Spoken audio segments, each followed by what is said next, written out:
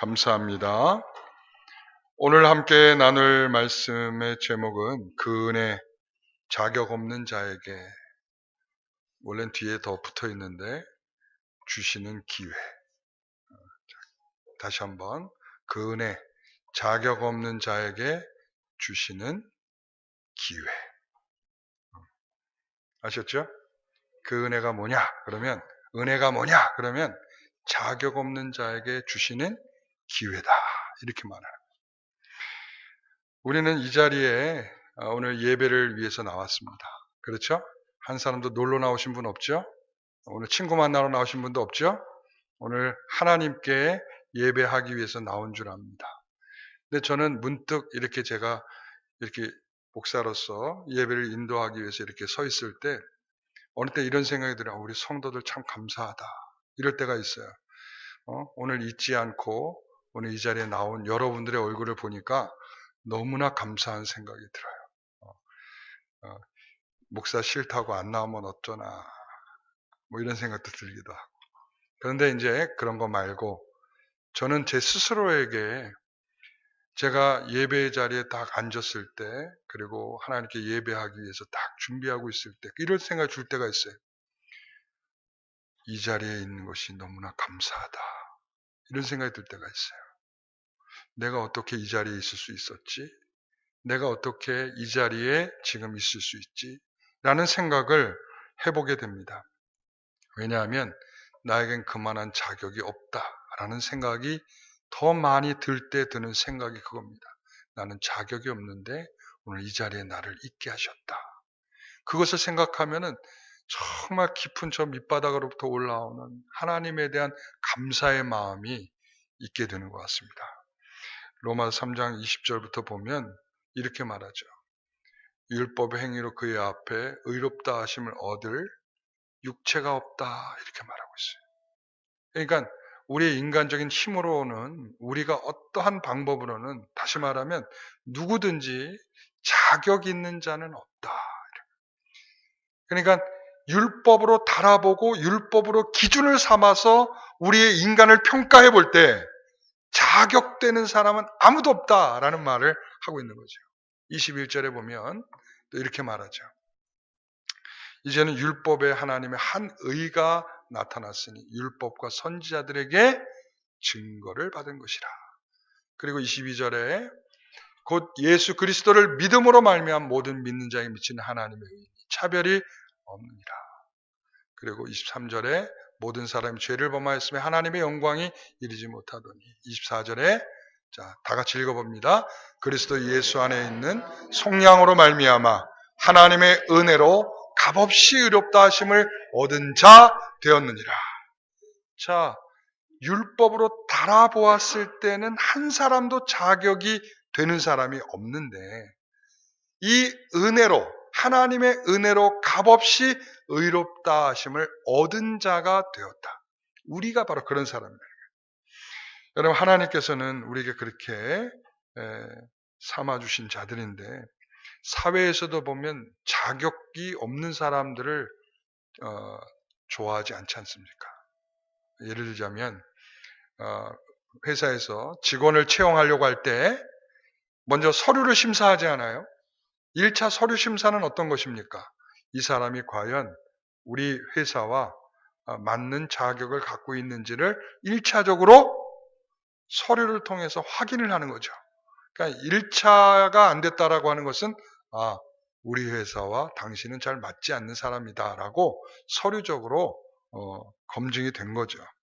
그러므로 마치 그런 것처럼 하나님께서 우리에게 너희가 과연 그렇게 자격이 있느냐라고 물을 때 그럼 우리는 자격이 있다라고 말할 수 있는 사람들이 여기 있을까? 여러분 있습니까? 저는 문득 이런 생각이 들었어요. 제가 이제 목사가 돼서 이제 목사로 사역을 감당하고 있습니다. 그런데 하나님 혹시 실수하신 거 아닙니까? 하나님 혹시 저를 왜 목사로 삼으셨습니까? 라고 했을 때 나는 일단 여러분들 그런 생각 나는 목사로서 자격이 없다. 내 스스로 그렇게 생각할 때가 있어요. 여러분도 혹시 그렇지 않아요? 나는 장로로서, 권사로서, 집사로서, 성도로서 나 자격 없다. 이렇게 느낄 때 있어요, 없어요? 있죠. 그러니까 혹시 목사로 자격이 없다 그러니까 목사님 혹시 목사 자격증이 없는 거 아닌가? 이런 생각을 할 수도 있는데 자격증이 있어요. 예, 안수증 있습니다. 목사 안수증. 예, 그러니까 저는 이런 생각을 하잖아요. 저 자신에게 뭐냐면 여러분 저는 십자가를 부러뜨려 봤잖아요. 십자가를 부러뜨려 보고 그것을 부정해 보고 그리고 하나님은 안 계신다라고 내 입으로 말해 보고 그리고 교회도 안 다니고 그런데 하나님이 왜 나를 이렇게 목사의 자리까지 나를 세우셨을까? 나는 정말 아무리 달아봐도 자격의 미달인데 말이죠. 제가 이렇게 앞에서 떠들고 있으니까 제가 잘났다고 그렇게 생각해서 여러분들이 생각할 수도 있지만 저 굉장히 속으로는 소심하고 스스로에 대한 부족함을 많이 느끼고 있는 목사입니다. 여러분들은 그렇게 안 볼지 모르지만 저는 스스로에게 굉장히 그런 생각을 갖고 있어요. 사랑하는 성도 여러분, 우리는 다 그렇게 부족하거든요. 그런데 어떻게 저와 같은 자를 목사로 세웠을까? 이 생각을 할 때에 그때 드는 생각 중에 하나는 뭐냐면 이런 거예요. 나만 그런 게 아니었구나를 알게 됩니다. 우리 사도 바울 선생님께서 그 위대한 사도 바울 선생님께서 이런 말씀을 하죠. 고린도전서 15장의 8절에 보게 되면 나는 만삭되지 못하여 난 자와 같은 나에게 이렇게 말. 그러니까 만삭되지도 못하여 태어난. 그러니까 쉽게 말하면 우리가 좀 무시할 때 그러잖아요. 너는 생기다 말았어. 그러니까 너는 8삭둥이야, 7삭둥이야. 이 말은 뭐야? 너는 좀 모자라게 태어났어. 그런 거죠. 그러니까 사도 바울은 스스로 말할 때 나는 다른 사람들에 비해서 모자라게 태어난 사람이다. 그렇게 말하는 거예요. 정말 이 사람이 만삭되지 않아서 태어난지는 모르겠어요. 이 말의 뜻은 뭐냐면 이런 거예요. 일단 예수님이 부활해서 누구에게 먼저 보이셨어요? 제자들에게 보이셨죠. 여인들에게 보이셨죠. 그리고 500명에게 일시적으로 다 보여줬어요. 한 번에 500명에게 보여줬어. 그때 바울이 거기에 있었나요? 없었나요? 없었어요. 자기는 모든 그 500명이 한 번에 동시에 볼 때에도 사도 바울은 거기에 끼지 못하던 인생. 그러니까 나는 그런 인생이었습니다. 만삭되지 못한 자에게 하나님 그런 자에게 나에게 보이셨습니다. 다메섹에 찾아오셔서 보이셨죠. 그 다음 9절에 뭐라고 그럽니까? 9절에 보니까 나도 사도 중에 가장 작은 자라 나는 하나님의 교회를 박해하였다. 다른 사람은 예수님의 부활을 보고 그 가운데서 환영하고 기뻐하고 자신의 모든 생애를 들여서 예수를 위해 살아가겠다고 할 때에 사도 바울은 뭐 하고 있었다고요? 박해를 하고 있었다. 그러니까 나는 여기에 끼지 못할 정도가 아니라 나는 여기 밖으로 내던져져도 부족하지 않은 인생을 살았다. 그런데 10절에 자 같이 읽겠습니다. 앞부분만 그러나 내가 나 된 것은 하나님의 은혜로 된 것이니 주신 그 은혜가 헛되지 아니하여. 자, 내가 나 된 것은, 내가 사도가 된 것은, 내가 하나님의 일꾼이 된 것은, 내가 목사가 된 것은 하나님의 은혜다. 우리는 다 하나님의 은혜다. 이곳에 앉아있는 그 자체가 하나님의 은혜다. 이것을 기억하시기 바랍니다. 그러니 얼마나 감사합니까? 네? 이것을 깨닫는 자가 누리는 것이 진정한 은혜인 줄 압니다. 여러분 손양원 목사님 아시죠? 우리가 지난번에 손양원 목사님 기념관에 가려고 가다가 중지했어요. 못 갔어요. 여러분 손양원 목사님 어떤 분이에요? 사랑의 원자탄. 그렇죠? 자신을 죽인 아들을 그러니까 자신의 아들을 죽인 그 사람을 자신의 양자로 삼은 정말 기적 같은 일을 행한 사람이죠. 그리스도의 사랑이 뭐냐? 자기 아들을 죽인 자도 자신의 아들로 삼을 수 있는 것이 그리스도의 사랑이다. 왜? 자신이 그렇게 양자가 된 자이기 때문에 그렇죠.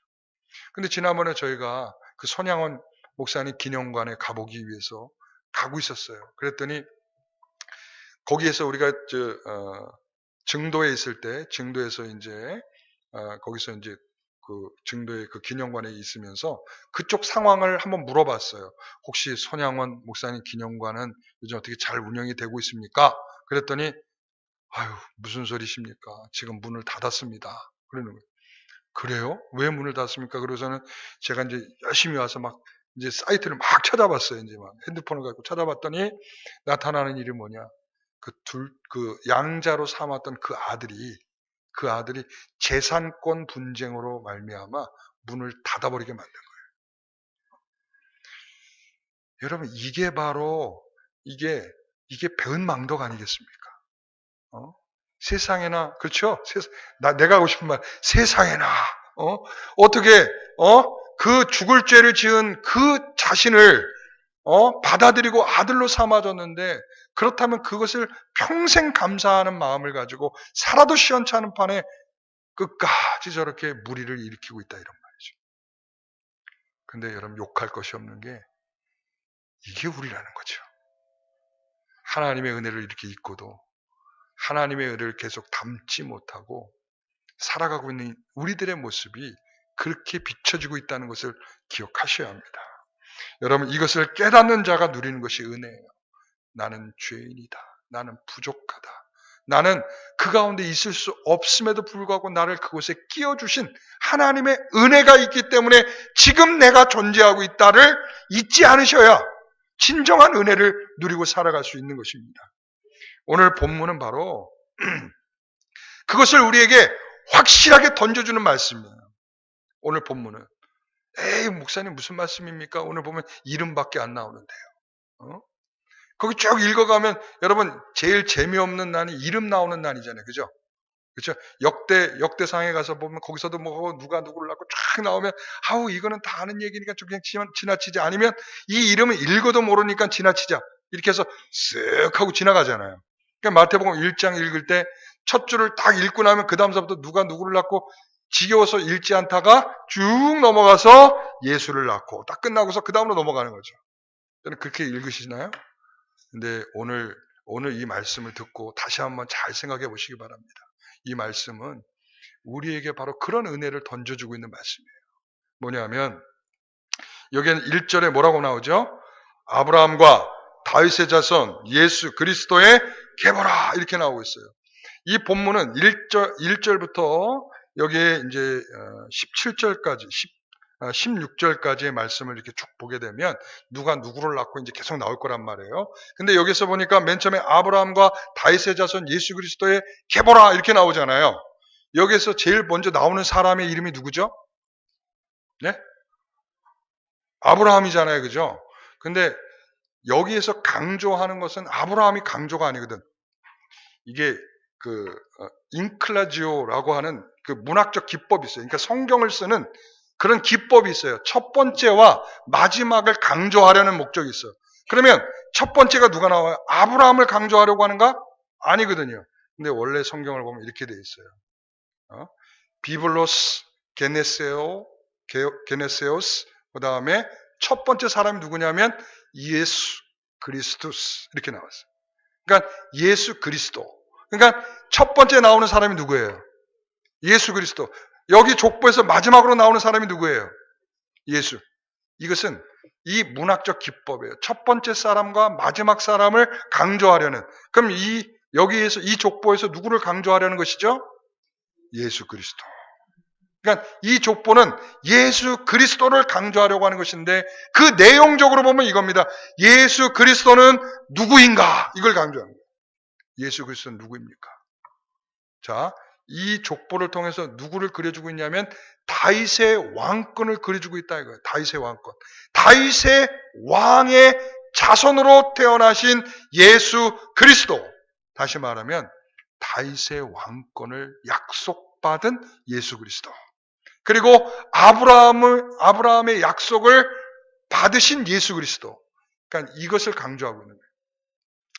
그러면 아브라함은 어떤 약속을 받았죠? 하늘의 별과 같이 바다의 모래와 같이 너의 자손이 많아질 것이다.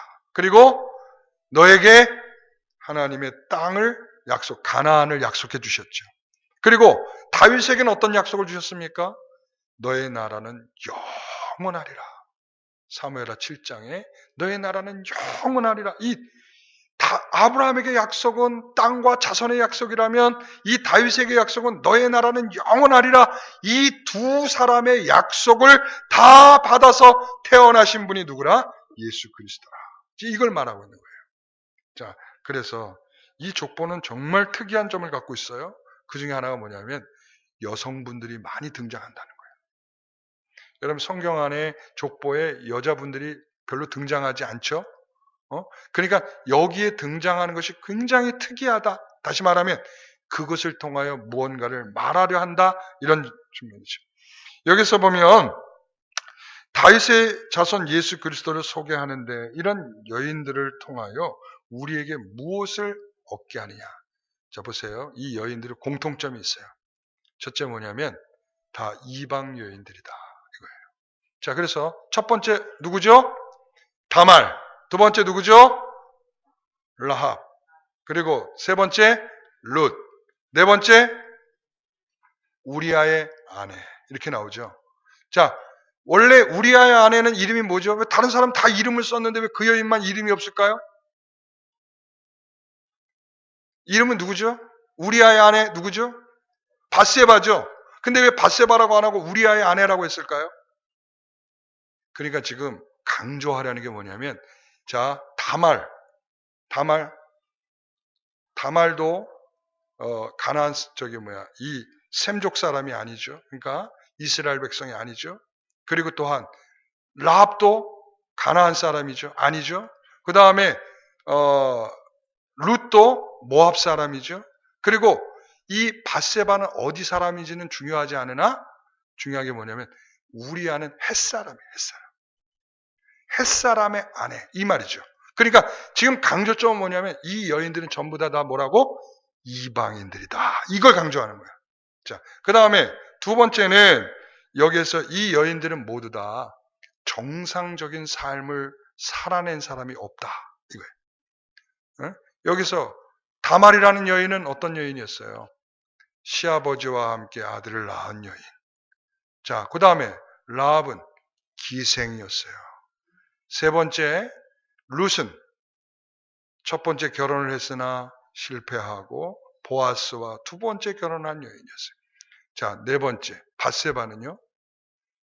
남편을 잃어버리고 그리고 강간을 당하고 그래서 결국은 다윗과 재혼한 여인이었어요. 자, 한결같이 뭔가 이렇게 좀 이 라인에 들어오기에는 다시 말하면 지금 이 거룩한 예수님의 계보를 말하고 왕적인 계보를 말하고 이 뭔가를 예수님을 소개하려는 이 족보를 말하려고 할 때 이 여인들은 왠지 좀 적합하지 않다. 그런데 왜 굳이 이 여인들의 이름을 기록하고 있는 것일까?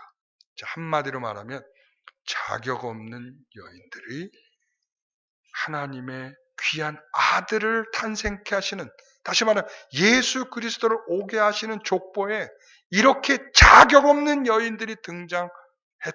이 말이죠. 다시 말하면 자격 없는 여인들을 구원하기 위해서 오신 예수 그리스도. 그런 측면으로 그분은 누구인가? 자격 없는 자를 구원하시러 오신 예수 그리스도다. 이 말을 하고 있는 거예요. 여러분, 그래서 여기서 보면은 첫 번째로 등장하는 여인이 누구였어요? 다말이죠. 다말이라는 여인은 이 요셉의 이야기가 시작하고 창세기의 요셉의 이야기가 시작하고 창세기 38장에 등장하는 여인입니다. 여기에 보면 유다죠. 유다가 이제 아들을 낳았어요. 엘과 오난과 세 번째 아들 셀라, 이렇게 세 명의 아들이 있었어요. 그런데 첫 번째 아들 엘이 결혼을 했어요. 결혼을 해서 다말이라는 여인과 결혼을 해서 이제 다말이 시집을 왔어요. 그런데 이 엘이라고 하는 첫째 아들이 하나님 보시기에 악을 행함으로 말미암아 하나님께서 그를 죽이셨다. 이렇게 돼 있어요. 그래서 우리가 지난번에 배웠던 고엘의 법칙 알고 있죠? 고엘 기억하시죠? 고엘의 법칙에 따라 둘째 아들에게 오난에게 둘째 아들에게 이 다말을 주었어요. 그런데 그것을 기뻐하지 않는 둘째 이 오난이 말미암아 하나님 앞에 또 악을 행함으로 말미암아 두 번째 아들도 죽이셨어요. 그래서 이제 남은 셋째 아들 셀라는 아직 어린 아들이었어요. 그러니까 유다가 이 아들마저 줬다가는 또 이 아들 죽으면 어떡할까 걱정하는 마음이 있었겠어요, 없었겠어요? 그러니까 안 좋겠죠. 그러니까 이 다말이 꾀를 내었어요. 창녀의 분장을 하고 자신의 시아버지와 하룻밤을 잤습니다. 그런데 아이를 갖게 되었고 그리고는 쌍둥이 아들을 낳게 됐어요. 베레스와 세라를 낳았어요. 여러분, 이런 여인이 다말이에요. 그런데 놀라운 것은 하나님께서 다말과 함께 이 유다를 인정해 주시고 하나님의 거룩한 계보, 예수의 계보를 이루는 그 일을 위해서 하나님께서 그들을 용서해 주시는 것을 보게 됩니다. 두 번째 여인은 누굽니까? 라합이죠. 라합은 이 4명 중에 따져볼 것도 없는 여인 중에 하나. 왜? 첫 번째에서 딱 끝나버렸어. 기생 이렇게 돼 있는데 우리가 좋아서 기생인 거고 우리식으로 좀 더 이해하면 창녀. 그러니까 창녀 라합. 그러니까 따져볼 게 뭐가 있겠습니까? 그렇죠. 그런데 이 여인 창녀일 뿐만 아니라 그 모압 가나안이라고 하는 이 지역은 하나님께서 너무 악함으로 말미암아 이 여리고를 어떻게 하신다고 그랬어요? 진멸하라 명령하죠. 진멸하라. 진멸하라는 것은 악의 오염이 있고 죄의 오염이 있고 거룩함을 손상시킬 수 있는 그런 악함이 있는 곳이기 때문에 하나님이 진멸하라고 명한 거예요. 그러니까 그 중에 속한 자가 누구냐? 라합이라는 거죠. 그러니까 이 여인은 따져볼 것도 없는 너무나 자격이 부족한 여인이죠. 그런데 놀라운 것은 하나님의 이름을 듣자마자 마음의 변화가 생겼어요. 마음의 변화는 그 하나님의 이름을 듣자마자 변화가 생겼고 그 하나님을 믿게 되는 놀라운 역사가 일어나게 됩니다. 하나님이 자신의 가슴을 막 뛰게 한 거죠. 예수 그리스도를 하나님을 마음으로 받아들이도록 그 마음을 움직이신 거죠. 자, 그래서 이 기생 라합이었던 이 여인이 결국은 살몬이란 사람과 결혼하게 되고 하나님께서 그에게 은혜를 주셔서 이 거룩한 계보에 들어올 수 있는 여인이 되었다. 자, 세 번째 여인은 누구죠? 예? 누구죠? 룻이죠. 룻도 따져볼 것이 없는 여인이야. 죄송해요. 따져볼 수 없다. 왜 그러냐면 모압 여인이었잖아요. 그런데 이방 사람들 가운데서도 하나님께서 더 분리적으로 생각하는 사람들이 있는데 그게 뭐냐면 모압 사람들이에요. 모압 사람들은 여호와의 총회, 이스라엘의 총회에 들어올 수 없는 자들이다라고 규정되어 있는 사람들이 모압 사람들이에요. 그런데 이 룻이라고 하는 여인은 모압 여인이었어요. 그렇죠? 그런데 시어머니로부터 하나님에 대한 이야기를 듣고 시어머니를 쫓아 그 믿음을 가지고 이 이스라엘로 왔을 때 하나님께서 그를 긍휼히 여겨주시고 보아스와 결혼하게 하시고 다시 새로운 하나님의 은혜 가운데 살아갈 수 있는 은혜를 주셨다는 거죠. 마지막으로는 누구죠? 밧세바죠. 우리아의 아내. 이 우리아의 아내는 아마 할 말이 많을 거예요. 나는 죄를 지려고 해서 진 것이 아닙니다. 나는 강간을 당한 것입니다. 그리고서는 내가 뜻하지 않게 아이를 가졌고 그리고 내가 남편을 죽인 게 아닙니다. 누가 죽였어요? 다윗이 죽였습니다. 그러니까 나는 아무런 죄를 진 것이 없습니다. 아니죠. 예쁜 게 죄죠. 그렇죠? 예쁜 게 죄죠. 그리고 왜 남이 보이게 목욕을 하고 있냔 말이지. 이쁜 것도 죄인데 남에게 유혹까지 한 남을 견디지 못하게 한 그것도 역시 죄악이다. 그러니까 어찌되었던 이 밧세바도 결과적으로는 그러한 죄를 짓는 엄청난 자리에 있었지만 다윗도 그랬잖아요. 그러나 시편 51편에 있는 것처럼 침상이 띄어질 만큼 자신의 죄를 회개한 다윗을 통하여 다시 한번 하나님이 기회를 주시는 거죠. 다시 한번. 아까 제가 시작할 때 말씀드렸죠. 자, 자격 없는 자에게 주시는 기회. 이게 뭐라고요? 이게 하나님의 은혜예요. 이 모든 여인들은 한마디로 말하면 자격이 돼요, 안 돼요? 아무도 자격이 될 만한 여인이 없어요.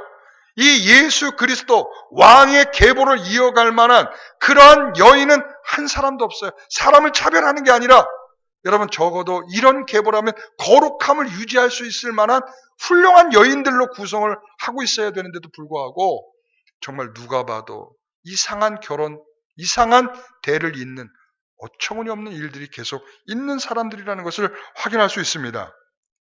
따라서 우리는 이 여인들을 통해서 분명한 것은 스스로 범죄를 했든지 아니면 스스로에게 죄가 있든 허물이 있든 타에 의해서 그렇게 됐던 이들의 부끄러운 자들이며 자신의 죄악이든 또는 이방인으로서의 모습이든 어찌되었든 이들에게는 정말 자격이 없는 자들이었다. 그러니까 다시 말하면 이런 거예요. 자, 정리해 봅니다. 이 여인들이 이렇게 이 족보에 있는 것은 이 무자격한 이 여인들을 통하여 하나님께서 예수 그리스도의 오심을 예측하도록 하고 있는 거예요. 예수 그리스도는 누구를 위해서 오시느냐? 바로 이런 여인들을 위해서 온다는 거예요. 이런 죄인들을 위해서 오신다. 이런 죄악에 쌓여있는 인생들을 오신다. 그래서 예수님께서 마태복음 9장에 그러지 않았습니까? 나는 죄인을 부르러 왔지 의인을 부르러 온 것이 아니다. 나는 건강한 자를 부르러 온 것이 아니라 병든 자를 부르러 왔다. 그래서 예수님께서 처음에 등장하자마자 자신의 그 선포, 자신의 설교를 이렇게 하죠. 마태복음 4장 17절 이렇게 설교를 하죠. 자, 또 없습니까? 가난한 자에게 복음을 전하며. 자, 내가 처음 이제 하나님의 거룩한 사역을 시작하기 위해서 예수 그리스도께서 처음 사역을 시작하면서 첫 설교를 하신 거예요. 뭐라고 설교를 하냐면 가난한 자에게 복음을 전하며 포로된 자에게 자유를 주며 눈먼 자에게 보게 함을 전파하며 눌린 자에게 자유를 주리라. 당신이 이 땅에 오셔서 할 일은 가난한 자, 눌린 자, 그리고 눈먼 자, 그리고 포로된 자를 위해서 오셨다라고 말해요. 다시 말하면 이 앞에 열거되어 있는 여인들은 바로 거기에 속한 여인들이에요. 눌려있는 자, 눈먼 자, 가난한 자, 자신의 인생을 제대로 볼 수 없는 눈먼 자들이 바로 이 여인들이죠. 그래서 예수님께서 바로 하나님이 그들의 인생을 바꾸어서 거룩한 계보에 넣게 하시고 하나님의 백성이 되게 하신 것처럼 이제 예수께서 만나게 될 사람들은 어떤 사람을 만나시나요? 창녀를 만나고 세리를 만나죠. 그리고 우리 좀 전에 찬양했잖아요. 뭐라고 찬양했어요? 성가대에서 내게 있는 향유옥합 깨어서 죽게 드리고 이거죠. 그죠?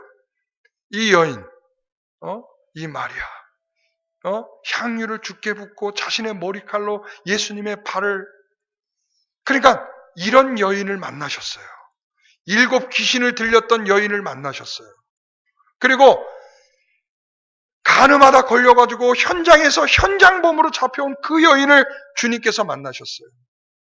그러면서 그 여인들을 죄 있다고 손가락질하지 아니하시고 그런 죄인, 무자격한 그 여인들, 다시 말하면 다말과 같고 라합과 같고 룻과 같고 우리아의 아내와 같은 그 여인들, 그 사람들을, 그 죄인들을 만나셔서 그들을 품으셔서 그들을 당신의 백성으로 삼아주시는 놀라운 은혜. 그렇게 자격 없는 자에게 주시는 하나님의 기회가 있었다라고 하는 것을 우리는 확인할 수가 있습니다. 오늘날 우리의 문제는 나는 괜찮다라고 생각하는 데 있습니다. 여러분들은 괜찮습니까? 이제 왜 괜찮다라고 생각을 하냐면 나도 이제 예수를 믿고 이렇게 세월이 지났고 내가 이렇게 은혜 생활을 했고 하나님을 이렇게 예배를 하고 난 이렇게 살고 있으니까 나는 어떤 생각이냐? 나는 그래도 괜찮지 않은가라고 생각하는 거예요.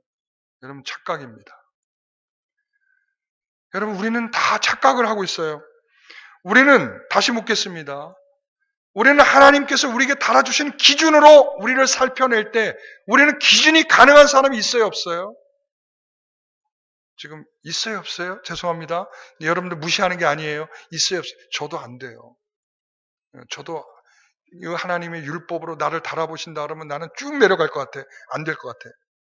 그런데 그만한 자격이 없는 자에게, 하지만 자격 없는 나에게 하나님께서 기회를 주시는 것이 은혜다. 그런 나에게 은혜를 계속적으로 주시는 건 뭐냐?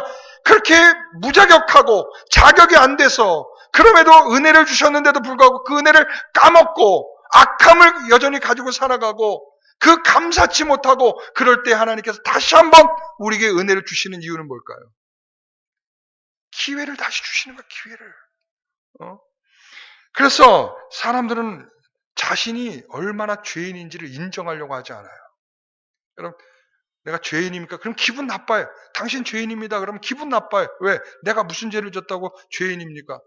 그런데 자신의 죄가 발각되면 겨우 그것을 인정하는 것이 우리의 수준인데, 여러분 요즘 보세요. 그 버닝썬, 승리, 그리고 YG 엔터테인먼트, 뭐 다 할 것 없이 그냥 당신들은 이런 죄가 있습니다라고 말할 때 흔쾌히 잘못했습니다. 이번에 정준영은 좀 그래도 금방 인정하고 잘못했습니다 하되, 그런데 다른 사람들은 모두 다 한결같이 하는 말이 저는 그런 적 없습니다. 저는 바지사장입니다. 저는 아무것도 몰랐습니다. 다 그런단 말이에요. 그러다가 증거를 딱 대미는 순간 뭐라고 얘기해요? 요것만은 제가 인정하겠습니다. 이게 바로 우리의 속성이에요. 이게 바로. 그 사람들이 나쁜 게 아니에요. 이게 지금 우리의 속성이라고요. 여러분, 그게 우리의 모습이에요. 저는 그렇게 생각합니다. 오늘날 이 시대는 마음이 차가워져 있고 영적으로 예민하지 못합니다. 그래서 우리는 죄를 들키지 않는 사람이 더 착한 사람으로 알고 살아가고 있는 거예요. 그러니까 죄가 들키지 않았기 때문에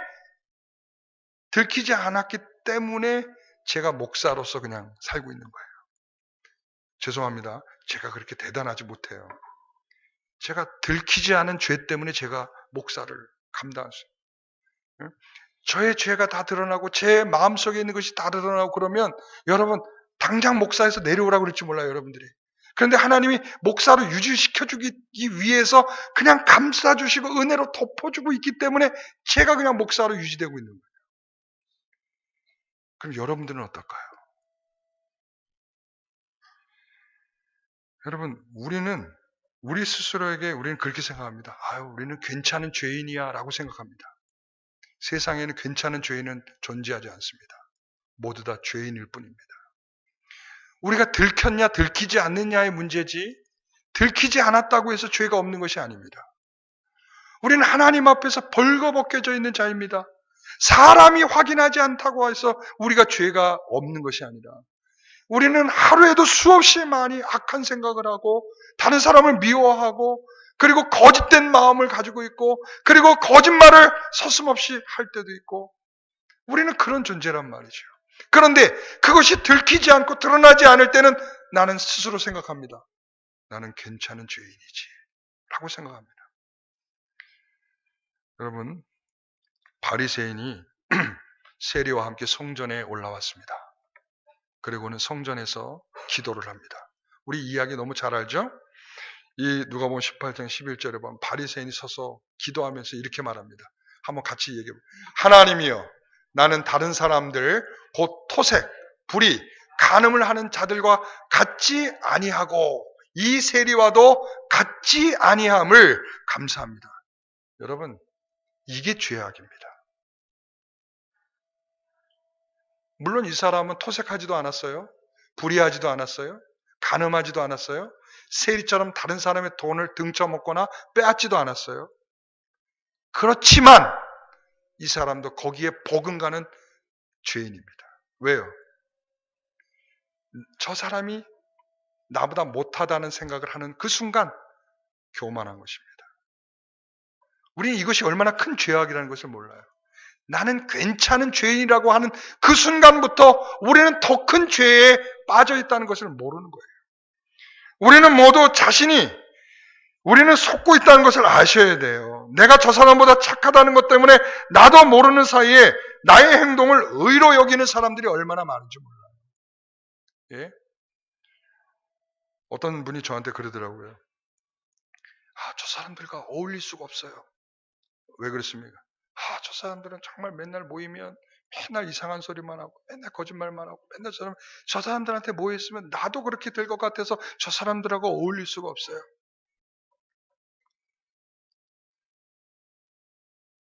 그 말은 뭐냐면 나는 저 사람과 다르다라는 생각을 하는 거죠.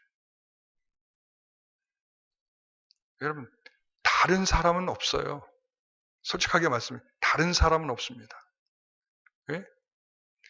의인이라고 스스로 말할 수 있는 그런 사람은 없어요. 덜 들켰거나 덜 보이거나 덜 감춰져 있을 뿐이죠. 여러분, 오늘 우리는 모두 다 똑같다는 것을 아셔야 돼요. 그래서 어거스틴이 우리에게 말하는 거예요. 교회는 창녀다. 교회는 창녀다. 나는 모두 창녀에게 난 아들이고 딸이요. 우리는 더 거룩하거나 더 죄악스러운 것이 아니라 우리는 모두 다 죄인이라고. 우리는 죄인의 본성을 가졌다고. 이 죄인의 악함을 우리는 좀 더 하나님 앞에서 어떻게 하면 거룩한 성도로 살 수 있을까를 고민하지 않고서는 자신의 죄를 조금도 감출 수 없는 죄인이라고. 그런데 여전히 우리는 그런 생각을 하죠. 저는 이게 감사한 일이에요. 그래서 하나님의 은혜는, 자, 따라해 보겠습니다. 하나님의 은혜는 우리의 죄악보다 크다. 하나님의 은혜는 우리가 짓는 죄악보다 크기 때문에 그것을 덮어주시는 겁니다. 여러분, 제가 일부 예배 때도 물어봤어요. 하나님 우리를 의롭다 칭해 줄 때에 제가 설명을 어떻게 했었습니까? 칭의, 기억하십니까? 어떻게 한다고 그랬죠? 칭의는 우리를 의롭다 칭해 주실 때, 너는 참 의로운 모습을 갖고 있으니까 내가 의롭다, 이렇게 아니라고 그랬죠? 덮어주신다. 덮어주신다. 여전히 여전히 본성이 더럽고 여전히 추잡한 생각을 하는데 그런 인생에게 하나님이 예수 그리스도의 옷을 입혀주심으로 말미암아 우리를 그저 의롭게 여겨주시는 거죠. 그러니까 우리의 죄악보다 뭐가 더 크기 때문에? 하나님의 은혜가 더 크기 때문에 나라는 존재가 존재할 수 있다는 겁니다. 우리가 존재할 수 있는 이유는 내가 잘나서가 아니라 그 무한한 주의 은혜가 덮어주심이 가능하기 때문에 우리가 그 은혜로 살아갈 수 있는, 다시 기회를 얻게 되는 것입니다. 여러분, 그래서 이번 주 말씀은 시편 103편 4절의 말씀입니다. 다 같이 읽어봅니다. 내 생명을 파멸해서 속량하시고 인자와 긍휼로 관을 씌우시며. 여러분, 지난주에 100번 하셨어요? 한 사람. 이야, 그러니까 여러분들에게 은혜가 없는 거예요. 아시겠어요? 내가 우리 아내에게만 감사해야 되겠네. 우리 아내가 어제까지 100번을 넘게 했다 그러더라고. 여러분, 내가 여러분들한테 돈을 가져오라고 그랬습니까? 아니면 여러분들에게 제가 못된 도둑질을 시켰습니까? 그거 한 줄 해봤자 글자 20개 글자도 안 되는 거를, 그거 여러분들에게 복이 되라고 하시는 그 말씀을 그거 100번을 못 해봅니까? 그러니까 은혜가 없는 거예요. 이번 주엔 꼭 할 수 있기를 바랍니다. 아시겠죠? 아시겠죠? 자, 이번 주에 100번 하신 분들 저한테 카톡으로 보내시기 바랍니다. 아셨죠? 네.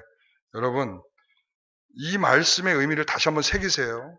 내 생명을 파멸해서 속량하시고, 내 생명을 파멸해서 속량하시고 인자와 긍휼로 관을 씌우시며. 이게 바로 그 말이에요.